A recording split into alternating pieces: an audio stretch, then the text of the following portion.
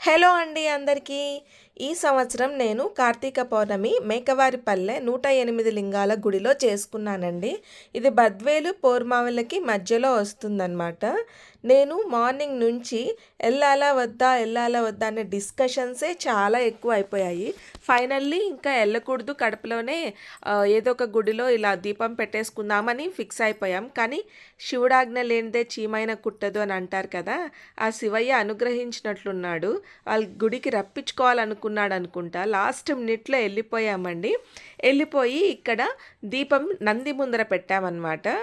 అందరూ చాలా జనాలు వచ్చారు. అంటే చాలామందికి తెలియని గుడి ఇది, కానీ చాలామందే వచ్చారు. చాలా బాగా జరిగాయి పూజలు కూడా.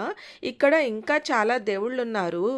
మన దత్తాత్రేయ స్వామి ఉన్నారు, సాయిబాబా ఉన్నారు, సత్యనారాయణ స్వామి ఉన్నారు, మెయిన్ గర్భగుడి కూడా. ఇవన్నీ నేను పార్ట్ 2లో చూపిస్తాను. ప్రస్తుతానికైతే నేను ఎలా పూజ చేశాను, నా దీపాన్ని నేను ఎలా పెట్టాను, దేవుణ్ణి ఎలా పూజించుకున్నాను అనే మాత్రమే ఈ వీడియోలో చూపించగలుగుతున్నానండి. పూజ అయితే బాగా జరిగింది. గుడి చాలా ప్రశాంతంగా ఉంది. ఎంత జనం వచ్చినా కూడా హడావిడి లేకుండా చాలా ప్రశాంతంగా మాకు పూజ జరిగిందండి.